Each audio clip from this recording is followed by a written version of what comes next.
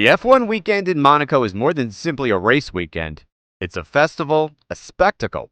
But we could all agree on one thing: the Monaco Grand Prix is legendary.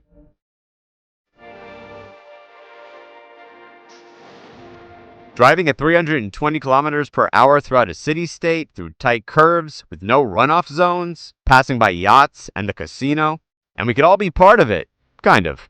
In some ways, Monte Carlo and the Monaco Grand Prix are from another era, but they still include top-tier race cars, which no other event from that era does. But why? Some argue that the Monaco Grand Prix contributes more to Formula One than F1 contributes to Monaco. And that might be true. When it comes to F1, Monaco seems not only to be a tradition, but a rite of passage. Monte Carlo is one of the world's three most important motorsport events, the other two being Le Mans and Indianapolis, the unique Triple Crown. The Monaco Grand Prix has long been regarded as F1's crowning achievement. The Circuit de Monaco is not only one of the most spectacular races, but it is also one of the oldest. Time is not up yet for this iconic weekend, but there is growing concern that if nothing changes, the race on the streets of Monte Carlo may come to an end. Let's have a quick look at its rich history. Monaco has been part of F1's story even before the sport became the global series that it is today. The first race was held in the Principality in 1929, and the city has only missed 4 seasons since joining the official series in 1950. Although the cars in the rest of the world have changed considerably since then, the tradition of racing the world's fastest cars around one of the world's narrowest circuits has survived. The unique task, a rigorous test of physical and, above all, mental power to thread the needle through looming boundaries, prepared to punish anything less than an inch-perfect perfection, has long been regarded by drivers as the ultimate test. Many notable names in the sport have won on this track, with Ayrton Senna claiming the most wins. The Monte Carlo streets have seen several fascinating events, and it retains the record for the fewest finishers in a single race. Only 3 people saw the checkered flag in 1996, and the unlikely winner, Olivier Panis, came from 14th on the grid. You won't find any hometown heroes here either. Only one Monegasque driver, Louis Chiron, has won in his hometown in all its existence, a feat that another Monaco native, Charles Leclerc, has yet to achieve due to horrible luck on his home track. Fans have come to see the Monaco Grand Prix as a show, a chance to see the vehicles up close, to witness daring and verve-ridden big against the continuous threat of the harsh nature of the proper street circuit, and to watch them not only conquer the track, but battle each other in the process. The Monaco Grand Prix has been branded as the most luxurious event of the season by F1 and its organizers. It is portrayed as a runway for the advanced and famous, a place to see and be seen, do business, and for F1 to advertise itself on the marina's boats. As a result, the gathering has had a unique relationship with sports for a long time. Instead of utilizing F1's partners, it has paid the lowest race hosting costs and has been able to sell its own sponsorship trackside. Monaco pays a pittance, unlike other tracks like Silverstone, which has consistently attracted over 100,000 racegoers, was nearly bankrupted by Bernie Ecclestone's hosting expenses in the past. That tells you just how important this race is to the sport. Monaco is the second smallest country in the world, and to put that into perspective, it's almost 5 million times smaller than the US. It doesn't even have its own airport. However, the entire country undergoes an annual makeover during this particular weekend, and the population of the country grows significantly when the race is called. This track uses rural roads that have mostly remained untouched since the 1920s. It is true that the track was not designed for modern-day racing, but rather for the use of its residents on a daily basis. Despite this, because of its history and status, the Principality continues on the racing schedule. Nothing really compares to its charm. The drivers must maintain their concentration for every lap in the 78-lap race, which is a challenge in itself. It's an unforgiving track which leaves next to no room for error. Monaco strikes up images of wealth, class, and elegance, and with good reason. It is home to some of the world's wealthiest and most powerful individuals.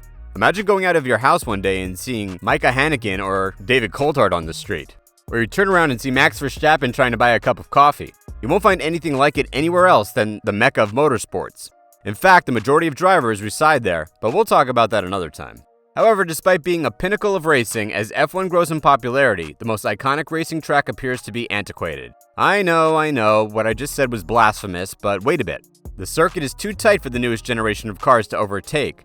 The hospitality facilities are too limited to properly handle the team's sponsors and visitors, and the money Monaco pays to F1 in race fees appears to be pennies in comparison to events in the Middle East. And let's be honest, who doesn't like money?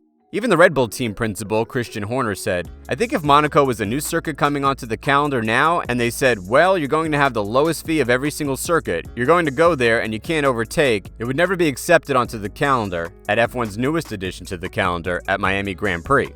He went on to say that he believes Monaco is only still in use due to its rich history and legacy, and we can't argue with that. Another example, James Hunt said, "The Monaco Grand Prix is essentially an exhibition where the unlucky drivers are made to perform," he told his biographer Gerald Donaldson. He continued to say, "It still exists primarily for the advantage of the sponsors who want to show off in the glamorous setting." This may be an unpopular opinion, but some people think the Monaco race is as dull as DMs, and this is because the winner is determined by those who arrive at the casino square first on lap 1, barring the disastrous pit stop like the ones that still haunts Ricciardo and Bottas' nightmare. If you can make it to the Hotel de Paris in the first place on the first lap, you can start planning a different type of binge at La Rascas in roughly 5 hours. However, here's the catch. Monaco is weirdly like a physical version of Netflix's Drive to Survive. Not necessarily in a bad way, but it found out a way to outdo Netflix decades ago, since its goal is to entertain people who didn't care about Formula One until they came to the Principality, not to show off who is the best driver or who won by the largest margin. Just as DTS enraged a lot of core fans because they didn't see it as real and bad for the sport, the creators didn't seem to mind because for every bullheaded fan they're turning off, they're winning over legions of teenagers, YouTubers, soccer moms, and casual sports fans who are currently filling the stands in Las Vegas and Miami. And Monaco's goal has always been to attract the big fish, the multi-year sponsors, rather than the normies for decades. This is also true for the time we are in right now. Even classic events serve to demonstrate how unsuitable modernized cars are for racing in Monaco.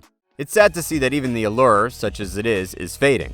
It has been tainted by the smell of Russian oligarchs and their ugly boats, by the radioactive orange glow tans of the super rich insensely evading paying tax in a famed refuge. For decades, Monaco has been frozen in time. But to be fair, nothing beats seeing an F1 vehicle up close and personal within the boundaries of this circuit. The sensation of danger and intimacy is unlike any other. It's like doing the devil's tango. However, there's fog and ghosts here as well. Monaco's contribution to the sport's commercial success is, to some extent, old news. The race is no longer required to keep F1's coffers stocked. The days of being pampered aboard a boat in Monaco as a condition of sponsorship are coming to an end. The sport has reasonable options for destination gatherings to do business if it needs them. The race in Miami this year was what some call a test, and it was a huge success, to be honest. The legacy is magnificent and the battle is unlike any other. But even if simply in terms of its connection with F1, the change appears certain, with Monaco's unique position likely to expire. If you want to dive into some more F1 traditions, then click here to find out how one of F1's oldest traditions began. And as always, have a great day.